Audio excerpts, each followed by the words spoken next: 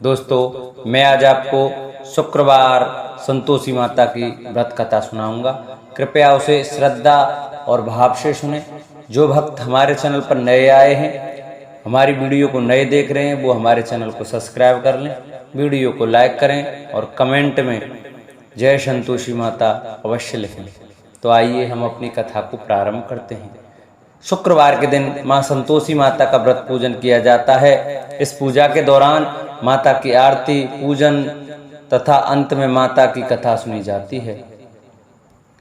शुक्रवार के दिन यह कथा सुनी जाती है। एक बुढ़िया थी, उसके 7 बेटे थे।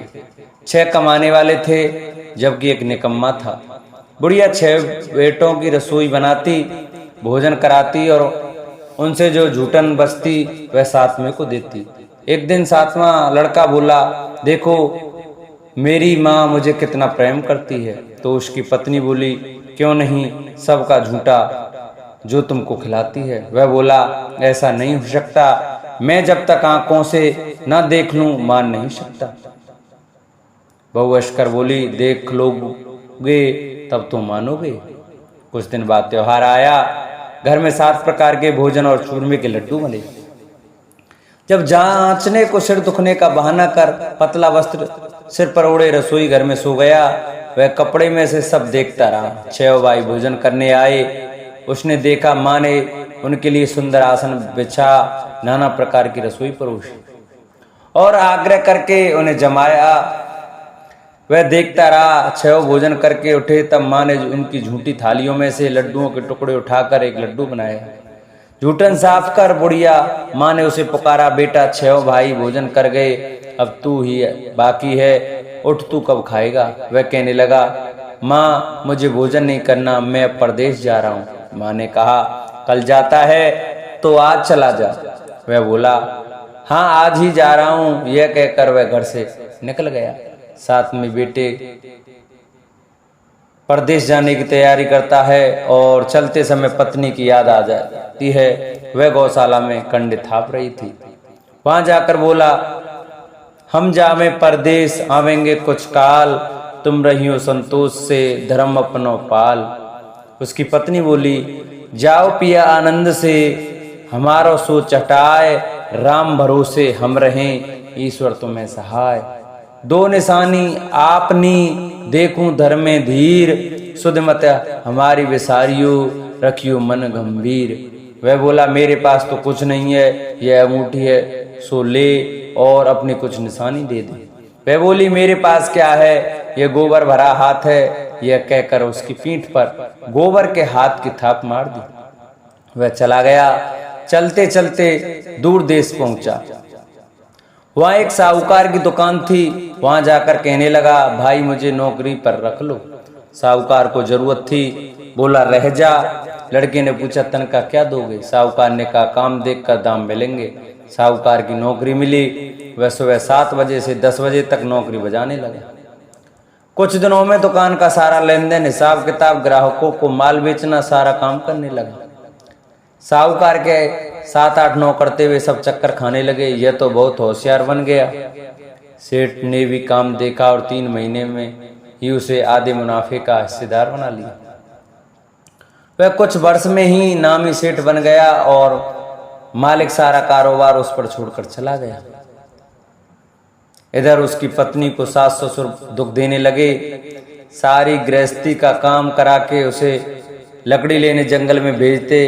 इस बीच घर के आने पर आटे से जो भूसी निकलती उसकी रोटी बनाकर रख दी जाती और फूटे नारियल की नारेली में पानी रख दिया जाता। एक दिन वह लकड़ी लेने जा रही थी।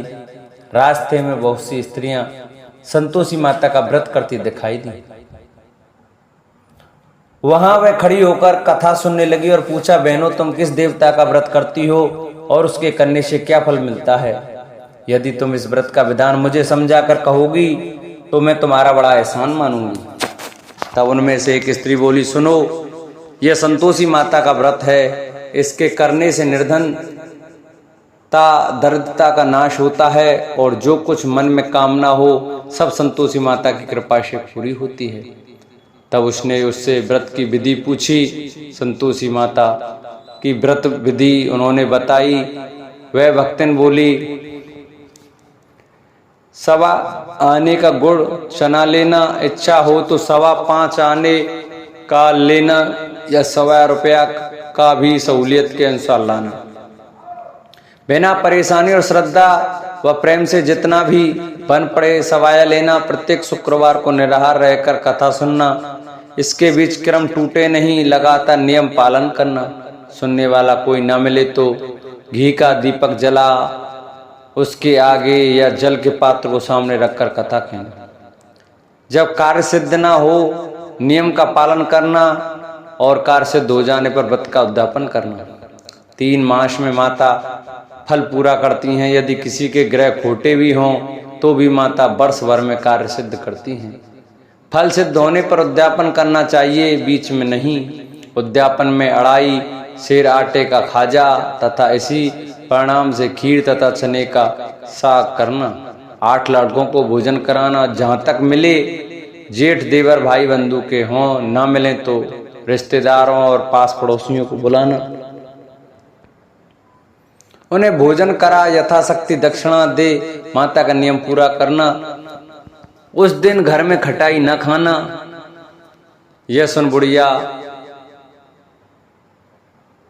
कि वह वहां से चल दी। व्रत का प्रण करना और माता संतोषी का दर्शन देना। रास्ते में लकड़ी के बोझ को बेच दिया और उसने पैसों से गुड़ चना ले माता के व्रत की तैयारी कर आगे चली और सामने मंदिर देखकर पूछने लगी, यह किसका मंदिर है? सब कहने लगे, संतोषी माता का मंदिर है। यह सुनकर माता के मंदिर में जाकर चरणों में लौटने लगी। दीन हो विनती करने लगी, माता मैं निपट अज्ञानी हूँ, व्रत के कुछ भी नियम नहीं जानती, मैं दुखी हूँ। हे माता जगत जननी, मेरा दुख दूर कर, मैं तेरी शरण में हूँ। माता को दया आई। एक शुक्रवार बीता कि दूसरे शुक्रवार को उसके पति का पत्र आया। तीसरे शुक्रवार को उसका भेजा हुआ पैसा आ पहुंचा। यह देख जेठ जेठानी मुंह सिकोड़ने लगे। लड़के ताने देने लगे। काकी के पास पत्र आने लगे, रुपया आने लगा। अब तो काकी की खातिरी बढ़ेगी। बेचारी सरलता से कहती, भैया कागज आवे रुपया आवे, हम सब के लिए अच्छा है। ऐसा कहकर आंखों में आंसू भरकर संतोषी माता के मंदिर में मातेश्वरी के चरणों में गिरकर रोने लगी। माँ मैंने तुमसे पैसा कब मांगा है?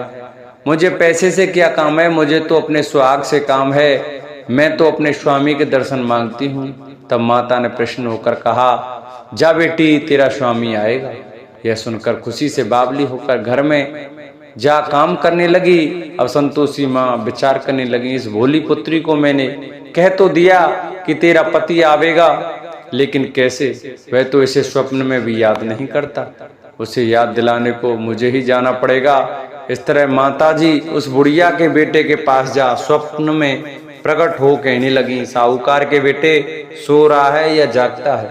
वह कहने लगा, माता सोता भी नहीं जागता भी नहीं हूँ, कहो क्या आज्ञा है? माँ कहने लगी, तेरे घर बार कुछ है कि नहीं? वह बोला, मेरे पास सब कुछ है, माँ बाप है, बहू है, क्या कमी है? माँ बोली, भोले पुत्र तेरी बहू घोर कष्ट उठा रही है। तेरे माँ बाप उसे परेशानी दे रहे हैं, वह तेरे लिए तरस रही है, तू उसकी सुध ले। वह बोला, हाँ माताजी यहाँ तो मालूम है, परंतु जाऊं तो कैसे? परदेश की बात है, लेन देन का कोई हिसाब नहीं है, कोई जाने का रास्ता नहीं आता, कैसे चले जाऊं? माँ कहने लगी, मेरी बात मान, सवेरे नहा धोकर संतोषी माता का नाम ले, घी का दीपक जला, दंडवत कर, दुकान पर जा बैठ।